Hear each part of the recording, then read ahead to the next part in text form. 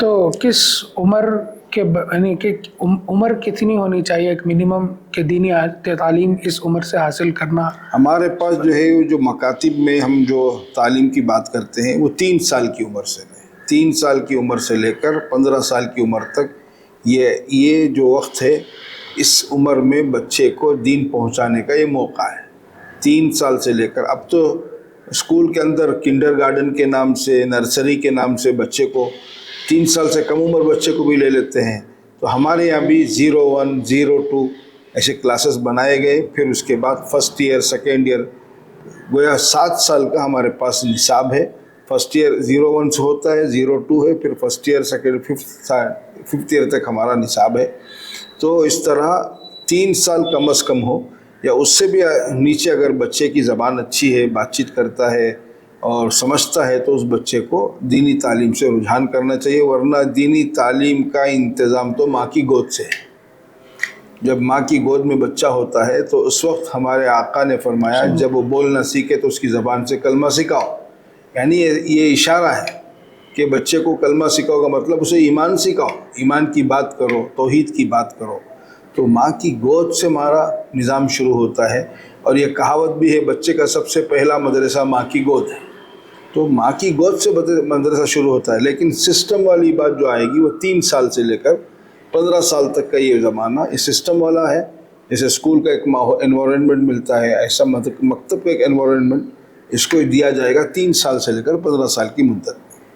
ابھی آپ نے فرمایا کہ 3 سال سے 15 سال کی مدت ہے، تو اس میں ایک بچہ کس سے شروع کر اور اس کی انتہا کہاں تک ہوتی ہے، وہ کتنا دینی تعلیم حاصل کرتا ہے؟ اس کے لیے جو نصاب بنایا گیا ہے، اگر وہ پروسیجر کے حساب سے اس نصاب کو پورا کرے تو اس کو اتنا تو معلوم ہو جائے گا کہ وہ بے دین نہیں رہے گا، وہ جاہل نہیں رہے گا. اسے اللہ کی پہچان، رسول اللہ کی پہچان، ماں باپ کی پہچان اور جنت و جہنم کے بارے میں سب چیزوں کی واقفیت ہو جائے گی. اتنا اس سے معلوم ہو جائے گا.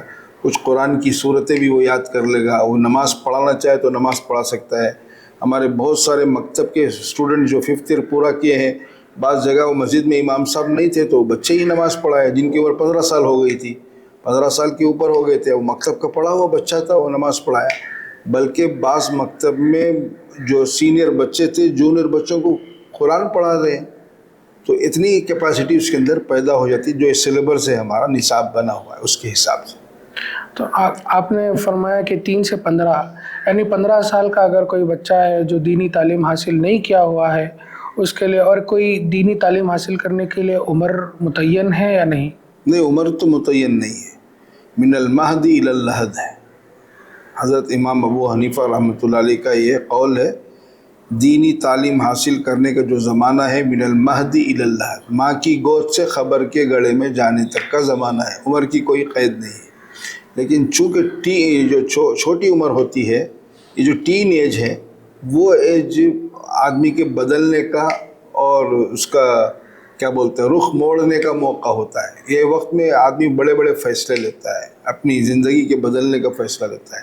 تو چونکہ اللہ کے نبی نے بھی فرمایا جب 7 سال کی عمر ہو جائے تو بچے کو نماز کی تاکید کرو. یہ نماز کی تاکید والا جو جملہ ہے حضور کا، صرف نماز نہیں، پورا دین ہے. نماز سے مراد پورا دین ہے، کیونکہ نماز خلاصہ ہے پورے دین کا. جس کی نماز اچھی اس کا دین اچھا، جس کی نماز خراب اس کا دین خراب. تو حضور نے اشارہ دیا ہے نماز کی تاکید کرو. عمر کیا ہے؟ 7 سال. ابھی وہ بالغ نہیں ہوا ہے، بڑا بچہ نہیں ہے. 7 سال کا مطلب 3rd اسٹینڈرڈ میں یا 2nd اسٹینڈرڈ میں پڑھنے والا بچہ، جو اسکول میں 2nd اسٹینڈرڈ میں پڑھتا ہے یا 3rd اسٹینڈرڈ میں پڑھتا ہے، وہ بچہ 7 سال کی عمر کا ہوتا ہے. تو اتنے سے کم عمر بچے کو نماز کی تاکید کے بارے میں حضور نے فرمایا. اور آگے فرمایا اگر اس کی عمر 10 سال کی ہو جائے، اب نماز نہیں پڑھ رہا ہے، اب کمپرومائز نہیں کرنا، مار کے نمازی بناؤ. یہ حضور کا ارشاد ہے، کسی مفتی کا فتویٰ نہیں، حضور کا فتویٰ ہے. اسے مار کر نمازی بناؤ. حالانکہ ابھی بالغ نہیں ہوا ہے، ابھی 5 سال کے بعد بالغ ہوگا شریعت کے حساب سے. اس کے اوپر نماز فرض ہوتی ہے 15 سال میں. لیکن حضور بچپن سے بچے کو دین سکھانے کی بات کر رہے ہیں. تو اس کا مطلب یہ ہے کہ ہم بچپن سے گویا ماں کی گود سے ہم بچے کو دیندار بنانے کی فکر کرنا چاہیے. اب وہ موقع نہیں ہے، ہماری عورتیں اسی دیندار نہیں ہیں، اس لیے کم از کم مکتب کے پروسیجر سے اگر ہمارے بچوں کو مکاتب میں بھیجیں گے تو اس کی برکت سے انشاءاللہ ہمارے بچوں کا دین محفوظ رہے گا، ایمان محفوظ رہے گا. یہ اس ملک میں اچھا ہندوستانی، اچھا شہری بن کر ایمان کی حفاظت کے ساتھ، ختم نبوت کی حفاظت کے ساتھ بچے زندگی گزار سکتے ہیں۔